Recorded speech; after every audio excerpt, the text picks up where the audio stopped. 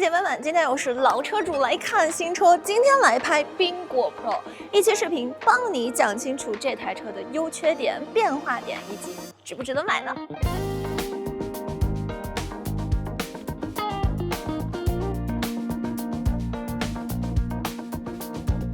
上来呢，我们先要交代清楚这台车的定位，因为非常重要的是，它将取代25款的缤果。虽然说现在叫缤果 Pro 了，但是呢，它其实就是最新的缤果车型，所以这一点大家一定要认知清楚啊！以后你再去问，一定要问说，哎，有没有缤果 Pro 可以试试啊？那接下来呢，我们就来总结一下它的优点以及外观上的一些变化点啊。先说一贯如此的就是它的整个外观造型，我觉得还是保持着缤果之前的家族风格的，非常圆润可爱。其实你看整体外观上是没有太大的变化的。然后在颜色上，这一次其实是有出新的颜色，比如说我身边的这一台啊，它叫赫本绿。哎，想到赫本是不是想到了什么字儿？复古。哎，这个颜色我觉得就主打的这样的一个感觉，所以我今天穿的就是带了一点棕色系，我觉得跟这个车就会更搭一点。当然它有新的银色啊，一个偏奶白色，还有一个灰色，但是偏粉色。我觉得这几个新色其实都挺好看的。再看它的整体的外观啊，花斑的轮毂、拼色的车顶、半隐藏的门把手，哎，这些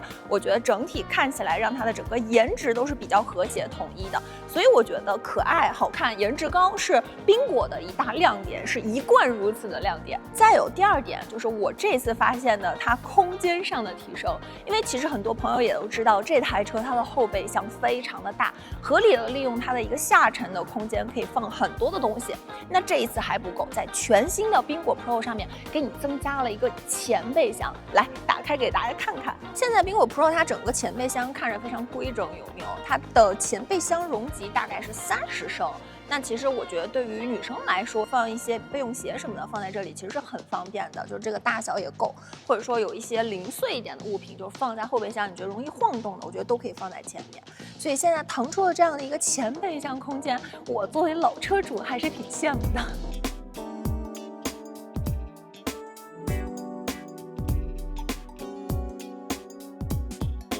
第三大亮点呢，我觉得是它整个配置的丰富啊。那我们这一点就坐在内饰来说，那当然先进来的时候还是给大家整体看看它的内饰风格，其实依然保持着跟缤果之前的相同的设计，就是在中控这块用到了比较复古、比较圆润的造型，这也是我之前非常喜欢缤果内饰的一个很重要的点啊。那如果说你喜欢更加大气简洁一点的，其实是可以看看缤果 S 的。那我觉得喜欢精致可爱一点的，就看缤果 Pro 就好了。那内饰颜色上，它现在也是有2种颜色可以去选择，一个是偏米白色系的，一个是偏焦糖色系的。这2种颜色我觉得都很好看，整个看起来的质感是非常好的。那当然，你可能会说，几万块钱的车，它其实不可能给你用到非常好的用料。但是我觉得这一点，其实在缤果的家族上一直都在升级。它可能通过一些真实的材质的变化，或者说它通过一些工艺的变化，让你觉得整个车内饰看起来并不便宜。我觉得其实这也是现在很多女生喜欢的点，因为我不仅是需要外观可爱，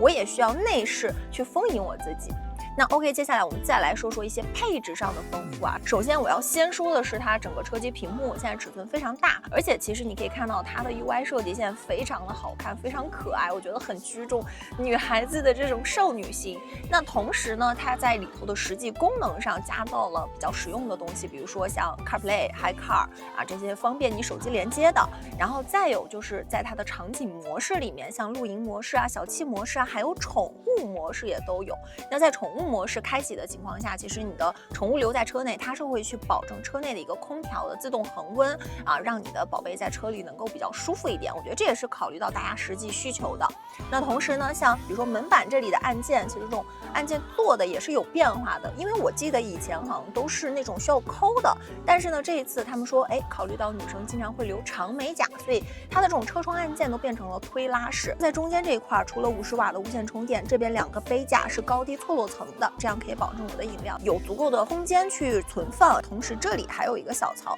你可以放手机或者说放口红也是没有问题的，这个尺寸啊，他们官方也是测量过，完全 OK 的。然后化妆灯，哎，也是有升级到现在是带这种2侧带这种柔光灯的，就是你自拍呀、照镜子都会觉得更加的好看。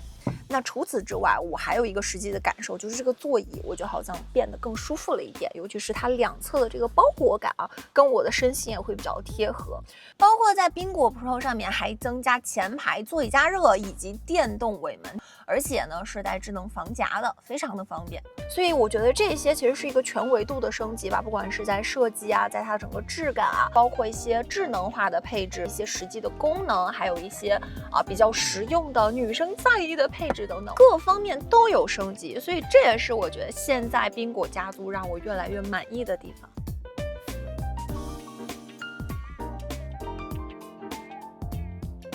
后排呢也照例给大家看一下空间啊，现在宾果 Pro 都是5座车型了，那对于家庭使用来说，它这个多一个座位数也会更加方便一些。那同时我的身高1.74米，我觉得在女生中啊应该算是比较高的了。那大概给大家展示一下，就基本腿部一拳，头部一拳，我觉得就我这样的一个身高坐在这儿也是够的。那当然呢，我们也来不偏袒的说说宾果 Pro， 我觉得可以再去提升的地方。就比如说，其实它现在虽然主驾是电调座椅啊，但是副驾呢还是需要手动调节的。那还有就是这台车，其实因为我是车主嘛，我的感受比较多，我觉得其实在整个开起来的这个过程中，隔音还可以再提升一点。那我不知道在新的宾果 Pro 上面有没有升级和变化，那这个就等试驾之后再帮大家揭晓了。那续航也跟大家说一下，宾果 Pro 它其实是提供2种续航版本，330公里，还有403公里。同时像快充、慢充、外放电这些功能也都是一应俱全，所以这也是这台小车城市代步非常方便、非常省钱的地方。OK， 那这就是这期节目了，帮大家介绍了最新